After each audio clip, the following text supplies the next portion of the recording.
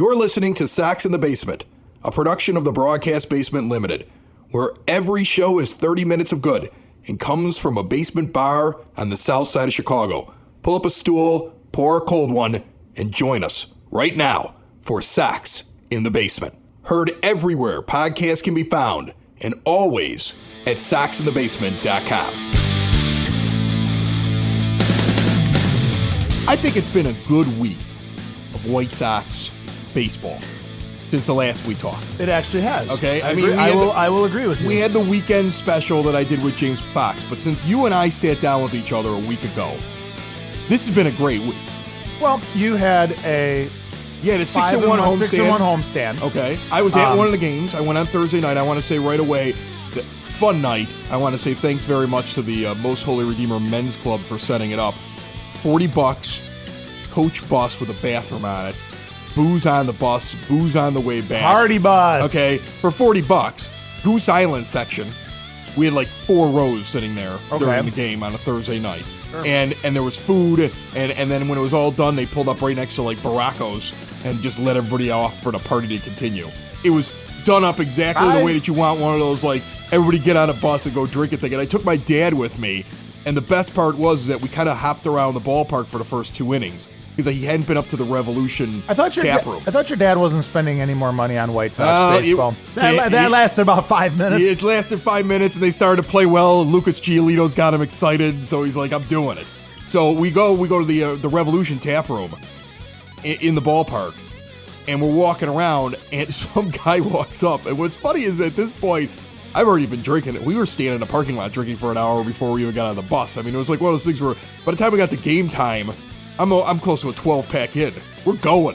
Right. I wasn't planning on doing anything for the podcast. See what I'm saying? I didn't bring a little recorder. I didn't bring anything to give away. I just was going to the game with my dad. Yeah, I was just going to the game, but I'm wearing the Sox in the Basement hat, and he's wearing it too. And some guy walked up in the tap room, and he goes, "Hey man, I listened to the show. How do I get a hat?"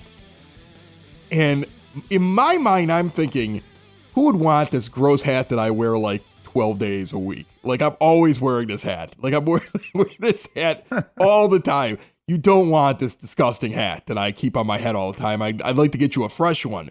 But while I'm talking to him, here comes Dad, smooth as he can be, walks up, and he's like, "You listen to the show?" He's like, "Yeah, man, I listen all the time. Chris and Dave."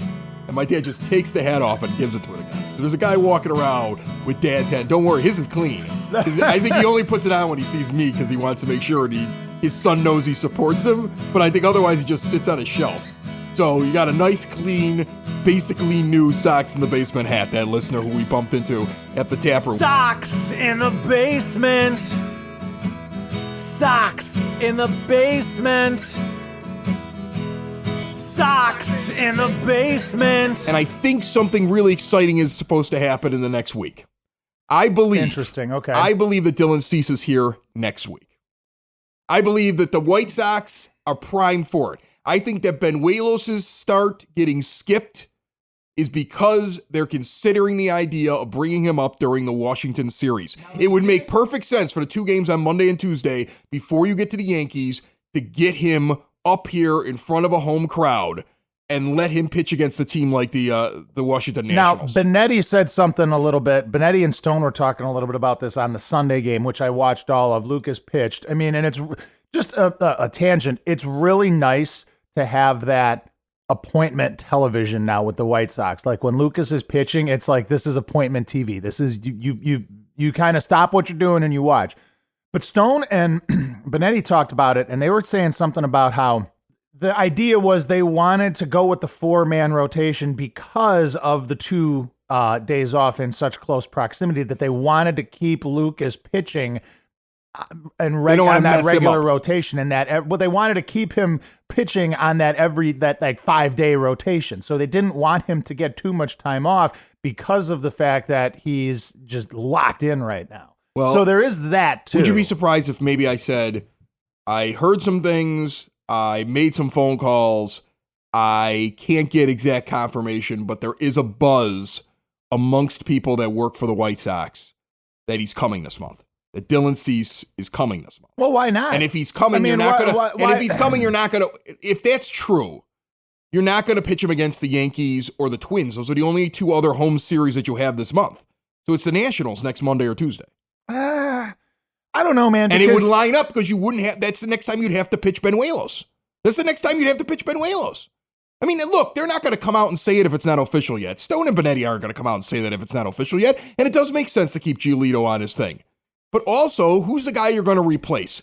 You're not going to take Lopez out no matter how bad he's pitching because you want to see if the guy will get better. Right. Covey's actually been serviceable. You got Giolito who's just, I mean, he's Lights a Cy out. Young candidate right now. He's lights I mean, out it's right crazy, but he's a Cy Young candidate right now. This is like the greatest thing that could have possibly happened to White Sox fans, especially when you think 3 weeks ago when Rodon is injured and you're like, we're done. We're going backwards in this rebuild with our pitching staff. And you see that happen.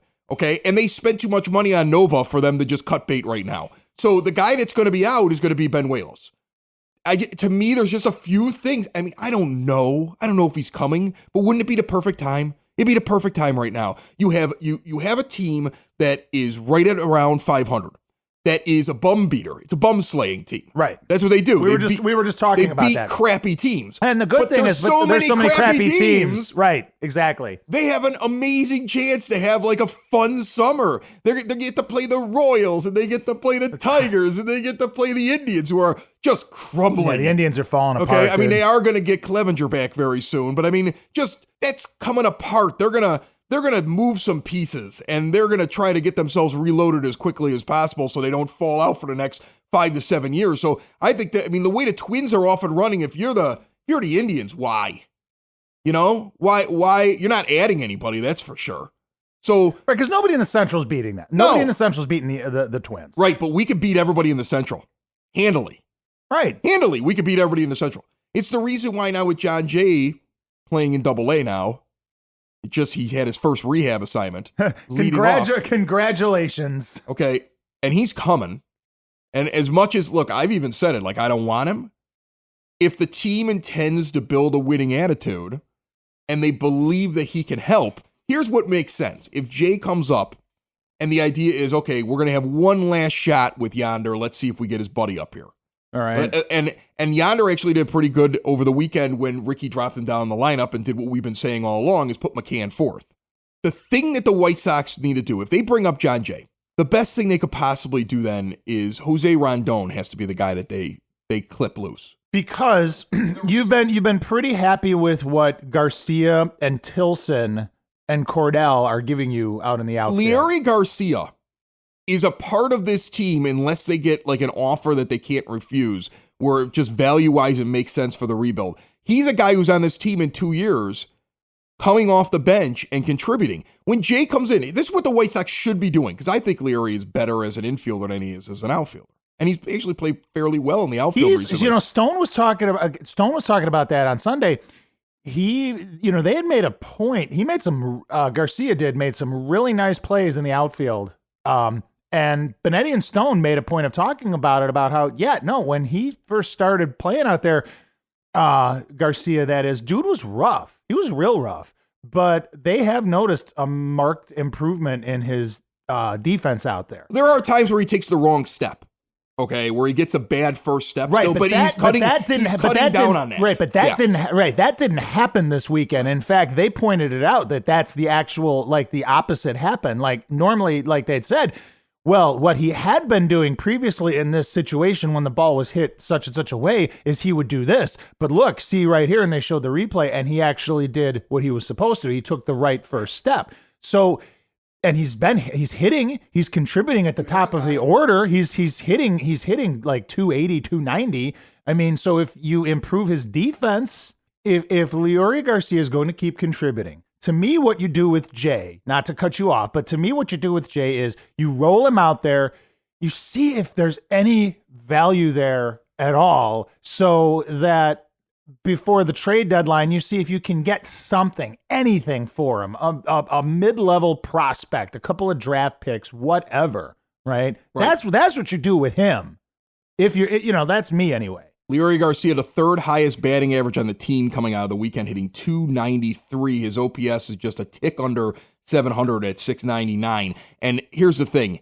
Look, you're going to need a couple of guys who are veterans when this young team is out there who come off the bench and fill in. I mean, think about it this way. Jay comes in and they go, okay, fine, we want to have John Jay lead off. We haven't gotten what we wanted out of the leadoff position. They're stubborn about trying out Anderson more in that spot. Garcia is not exactly what they want there, so they go, okay, we're going to have Jay lead off. Well, here's the thing. If Jay's leading off and once or twice a week he slides into the DH spot as a leadoff, and you let Garcia get a couple of games out in center, and you have Garcia fill in at second base a couple times, and you have him go take Tilson out for spell him one game, and you have him play on the left side of the infield one game, you get him 5 or 6 games a week that he actually plays as a Swiss Army knife. Garcia, you're talking. Garcia, you give him a break, but I don't want them taking away all of Tilson's at bats. You see what I'm saying? Right, because I like Charlie Tilson. Tilson has been contributing too. Right, and that's I think White Sox fans' fear is, here comes Jay, and he's going to take away Tilson's at bats. That the White Sox will do something, and it is possible they do this, where basically Garcia stays out in the outfield, and Jay moves into the outfield, and Tilson's sitting on the bench with Cordell, barely getting any at bats, and Yomer's always starting at second base, and then it doesn't make a lot of sense. Well, it's a legitimate fear. It's a legitimate fear. It's a very legitimate What you fear. hope is if he comes up, that it's one of those things where they say, no, this is what Leury really is. We want to keep him batting because he's playing well, but we want to move him around. He's that. Yomer Sanchez is behind Leury in the pecking order to be that guy at this point. And we're going to make sure that we get at bats for Tilson. And we give Cordell a couple of them. Tilson's the guy I really care about the most. I like how he plays. I do. I know he doesn't have a ton of power, but that's not a bad guy to have on your team. Okay. Remember, he was a pretty good prospect before he had a little bit of problems early on in his minor league career. But I mean, this guy is the first guy acquired when we started rebuilding. He was the first thing we acquired. Then he got himself hurt. That's true. Then he got himself hurt, but he's the first thing. There's nothing that says that he can't still be somebody that you want to see out there on the field. I want to see him succeed. He's a local guy. He's a White Sox fan. I want to see him succeed. Yeah, New Trier High School. Yeah, I root for a guy like that. There's so many guys you can root for on this team. There's so much fun, I think, to be had this summer. You're getting, look, let's take a look at the schedule real quick. Let's just take a look at it. Every time somebody posts a schedule, like, here's what's coming up this month, what are they going to do? I go, well, they're going to have a rough time. Okay. Now, they got the Nationals and the Royals here this week. They're on the road. They should do well. Okay. They should be over 500, in my opinion. They should be 500 no matter what. They got these 2 games against the Nationals and the 3 against the Royals. So what is it? They should be 3-2. Nationals are Tuesday and Wednesday, right. And then you have the Royals over the weekend. They should be 3-2. And if you're, again, this goes back to my Cease argument that it's possible that you might see him.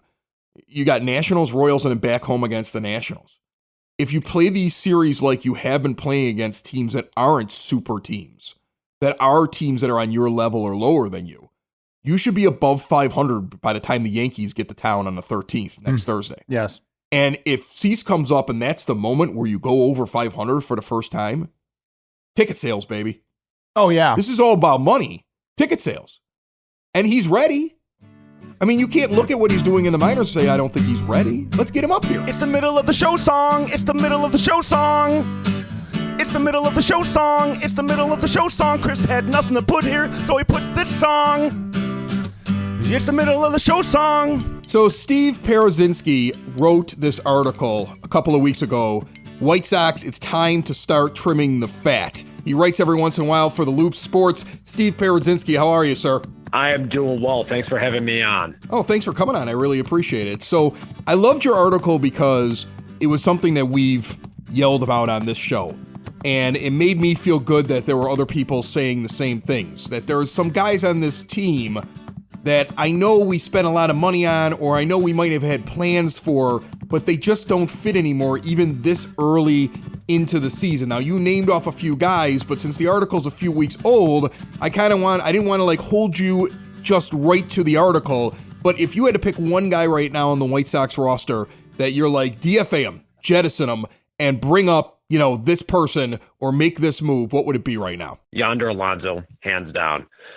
The fact of the matter is he was brought in here for one reason and one reason only. People can try to sugarcoat it all they want and say that he was brought in to provide left-handed presence and professional at-bats. He was brought in as part of the Manny Machado friends and family plan to try to get Manny on a discount. That's it. He really did not have a good fit on this roster at any point. And I know I personally would have preferred seeing Daniel Palka get his at-bats. I know Palka got off to a terrible start to this year, but at this point, he's gone down to Charlotte. He's made a couple of adjustments. He's starting to walk more, put the bat on the ball with more consistency, and he's hitting the ball out of the ballpark. And Palka might not be a piece of this thing going forward when it really starts to matter, but we know definitively Yonder Alonso is not. So I would much rather see Palka get those at-bats, see if the adjustments he's made in Charlotte can carry over, and see maybe he can be a piece of this thing going forward. Well, my thing is that you look at this team right now and you look at a guy like Alonso, and your fear is, I'm a White Sox fan since the day I was born. I was born the same month that the first Star Wars came out in 1977. Okay, I've been a fan for a long time, and I hate always being like, well, I've been a fan for so many years. Like that qualifies me as something. But I just want to I want to make it that clear so that everybody understands what I'm saying here. I've seen this organization before under Jerry Reinsdorf try to justify money that was bad money, and my biggest fear is, we're going to try to justify this move and vest this guy. He gets 550 at-bats. You're on the hook for him next year, too. And it just seems like you're playing him way too much for a team that shouldn't want him to get those 550 at-bats. Exactly. I really couldn't agree more. For an organization that really operates like a small-time mom-and-pop shop in a major market, you would think that they would do everything in their power to make sure that that option does not vest. And look, the fact of the matter is it's a sunk cost at this point. They have to pay him the money for 2019 here. If they buy out or if they DFA him, they have to pay him $1 million to go away. It's a sunk cost at this point. Move on, cut your losses. Jerry Reinsdorf is a very successful businessman. I mean, let's be real about this. The guy owns 2 professional sports teams. You got to be a very smart, educated businessman to be able to do that. And you would think that his business acumen would say, hey, it's time for me to cut my losses here and move on from this mistake. But for whatever the reason, when it comes to this team in particular, he just refuses to do it. And I just don't understand it. Another guy that's got sunk cost that the team has egg on their face for spending money on, and I would like to see this is the guy I'd like to get rid of first. You said Yonder. I'd like to see Wellington Castillo be shown the door immediately. I was so disappointed he was only on the IL for 7 days. I would have liked it if it had been like, we're just going to let him rest for 2 months and then cut him loose quietly, because I don't see his purpose. And here's a guy you signed to, I think, a total of $15 million over 2 years. He spent 80 games suspended last year, and he comes out this year hitting under $190. And that's the guy I'd want to see move on. How do you think that they'll move on from him and Alonso, or are they going to try to keep these guys out there until the trade deadline because they think they can get something for them? It's hard to say. I mean, I firmly agree with you when it comes to Castillo as well.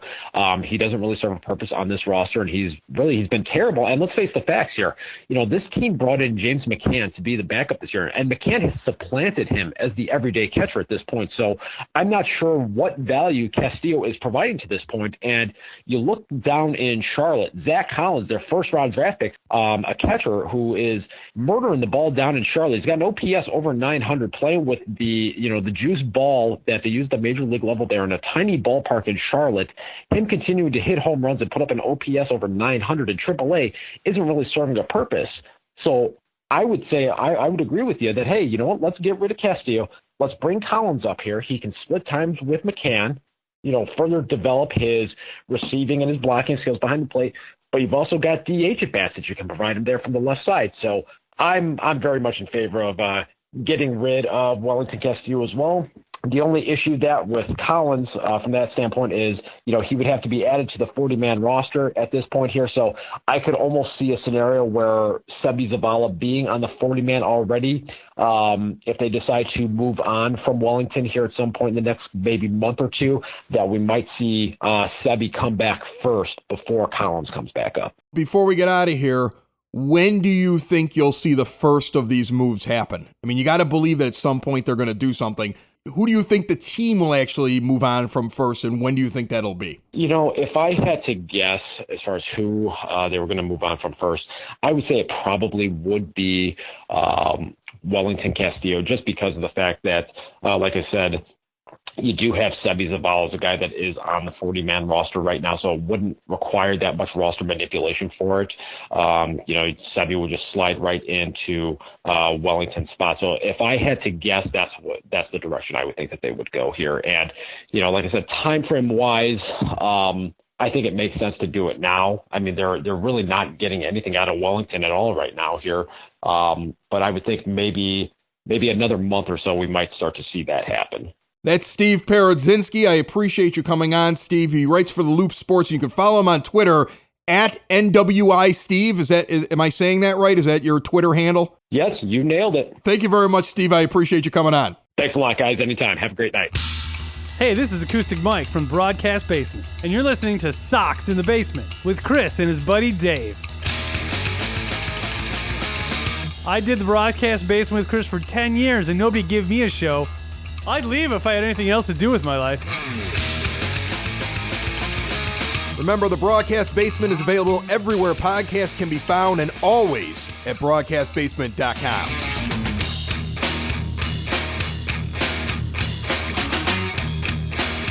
Hey, fellas, love the show. You got to go Anderson, Moncada, Abreu, Can, Jimenez, Garcia, Alonso, Tilson, Sanchez. That's the batting order. But 8-year-olds could do it, okay? Maybe even move Anderson up behind Jimenez. He needs some protection. The guy's a clown. Keep the show going. Frustrating year for the Sox as usual. Haven't gone to a game. Usually go to about 15. I don't know, man. I don't know. All right, fellas. Bye. But your moments for excitement that are coming. What's happened over the last week and what's going to happen over the next 10 days. This is a big moment for White Sox fans to get excited. The front office just had a very successful draft. Yes, they did. We were talking about that. At least to kick things off. I mean, the draft lasts forever, but Andrew Vaughn was a nice pick. And I know we had James Fox on it, and I was like, well, C.J. Abrams, but he said it on the show. You can go back and listen to him. If they take Vaughn, I can't be upset. The guy can hit. And then the more you read about the guy, man, the guy hits. I mean, he just gets up and hits. That's all he does. He came on an interview. He's like, I love to hit. Yeah, that's his thing. His swing is incredible. When he's hitting a single or he's hitting a bomb, it's the same swing. It's just the most beautiful, flowing swing. I'm in love with this swing. I watch his swing. I get tingles on my arms and my back, a feeling that I haven't had since I was a young man. Okay, his swing is just insane, and he looks like, and that's the thing. Everybody wants to start saying, well, he's 5'11". Well, he's a right-handed hitter. Frank Thomas was a right-handed hitter. Jeff Bagwell was short.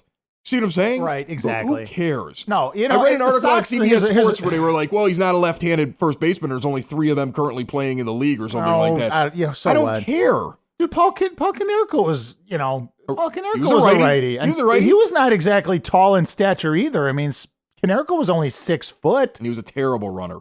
Terrible runner. Just the worst at running. No, the Sox did the right thing. Listen, whenever you talk to me about like baseball or hockey, because hockey is the other sport I follow pretty religiously, and not to get off on that, but the Hawks are in a similar situation where they get the 3rd pick and everybody's kind of talking. And I the reason I bring it up is because the Sox and Hawks were so similar.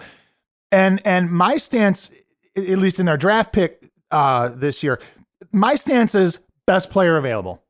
Go get the best player available.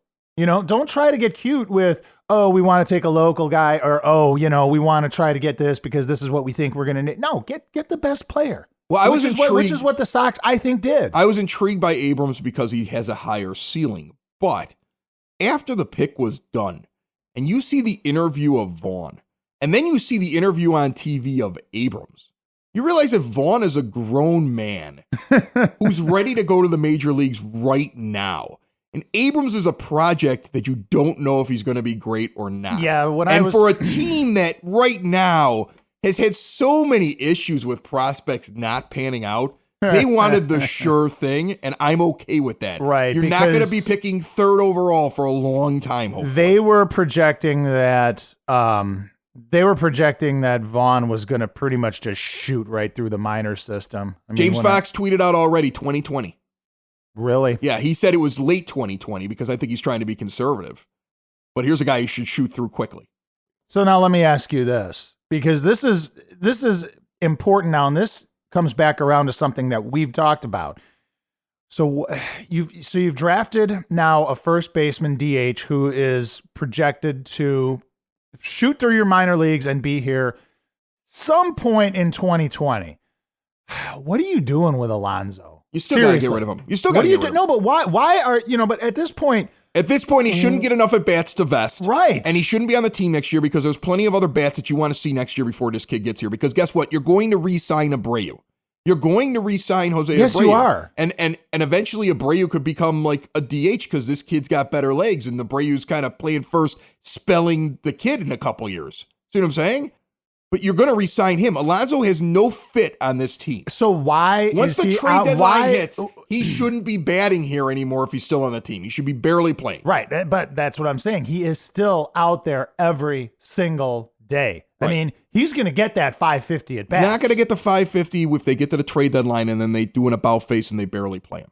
He's not. Well, I really hope that's what the plan is. The average Chris. amount of at-bats that everybody's at this point in Major League Baseball is about 180 to 200. I'd have to look up how many at-bats that he has.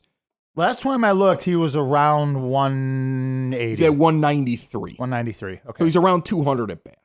Okay. So he's not quite halfway there. So you could very easily say, all right, he's going to play June, he's going to play July, he's going to be at about 400 at-bats. And then if he's not dealt, you barely use him. You bench him. Or you DFA him. Right. You just drop him. We've talked about this before. He's a $1 million buyout if you just drop him.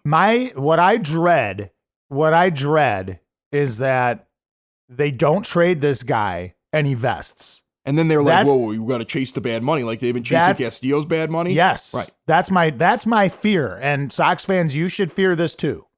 So that's the scariest thing about this team is because there has to be a point where that doesn't matter anymore or you're just delaying your development as a team. Look, this team wanted Manny Machado badly, and they didn't get Manny Machado, and we've gone over it at great lengths. And the problem is there are two reminders of the biggest failure that they've had in the last several years sitting on the team. Right, Jay and Alonso. Overall, you can't be too upset about everything else that they've done. If the buzz would have never happened about Machado, if Rick Hahn comes out early on in the offseason and says it's not time yet, people would have accepted that. Some people would have said that's crazy, but people wouldn't have been screaming about it. The whole fan base wouldn't have fallen apart over the whole thing. People would have accepted that. They would have been like, we're still in a rebuild. It's only year 3 of a rebuild. And then this team comes out, currently constructed the way that it is, and instead of getting 2 of Manny's buddies, you would have gotten a guy like Adam Jones, or you would have gotten a guy like Marwin Gonzalez, or you could have gotten many of the other guys that were around during the time that you were all in on Manny. Right. And fill that in with this team that has developed the way that team has developed this year, with Anderson and Moncada breaking out, with Jimenez now up, and the fans see that, okay, well, he's not doing great, but everybody goes through growing pains. Right, that's what happens. I still think the guy's going to hit. It's his first year. I gave Moncada a chance. I'm giving this guy a chance. You see what I'm saying? Yes. And then you get the Giolito explode, like the arms change and things happened this year, and you're playing at about 500. If you didn't have those 2 reminders sitting on this team, well, there would be far less complaining about the White Sox. Here's the thing: it's more that too. You really dropped the ball in free agency with your pitching. You really did. I mean, so with me, I get annoyed. But you would excuse it if it was you excuse it if you were like, we're just rebuilding. Because we are still rebuilding. You'd be like, okay, we screwed up on Nova, but it's a 1-year deal. I get annoyed because with any sort of consistent, decent pitching staff outside of Giolito, this team's a lot better than where it is right now. I understand that, but I don't think you expected Rodon to get injured. And when you traded for Nova, you expected better. I mean, look, his stats showed that he was a better pitcher than he's pitching. Right. Okay. I like that deal. I'm not going to turn around and tell you I didn't like that deal. I like the Nova deal. I was excited about it. We talked about it because you were sitting there saying, okay, Lopez is going to take the next step. You believed in that. You felt honestly that Giolito was just trying to make the staff. He's the biggest surprise of the year. Right. Okay. And you expected Rodon to finally be that guy. Well, he isn't the guy. 2 out of the 3 things didn't happen. Right, he isn't the guy. Lopez is having a rough time, but Giolito comes out of nowhere. Nova's not having a good year, but I don't stake the whole thing on the Nova move. You know what I'm saying? No, but again, the Nova move, it didn't work out. I keep coming back to the Irvin Santana thing, man. No, like that's over. Come on, but you could have gotten so much better than that. But you really could have. The problem was that this team, unfortunately, was shell shocked after the Machado thing. Just shell shocked. They didn't know what to do with themselves. They made poor decisions from right around the Machado thing not working out until the season started. They're starting to get good decisions now. They were like down in the dumps. Now we've got our nice draft pick. We're at around 500. Our manager is finally starting to figure out that maybe James McCann is an everyday player. I mean, maybe we drop Alonso down a couple times in the order. I mean, like there's hope. There's hope. There's hope that even though we all saw the problems 2 months ago, they're finally seeing the problem. Well, let's hope so. Another show is wrapped up. Another show's in the books. Another show is wrapped up. And then by the looks, it's gonna be a good one. And we'll see you next week. And the Nudies Basement. And the Nudies Basement. Another show is wrapped up. Another show is wrapped up. Another show is wrapped up. And it's in the books. Another show is wrapped up. Another show is wrapped up. And by the looks, it's gonna be a good one. Nudies Basement. Broadcast Basement. The Nudies Basement. The Broad Basement. Slancha. That was like Dropkick Murphys or something, right? I felt like it. Socks in the Basement. Heard everywhere podcasts can be found, and always on socksinthebasement.com.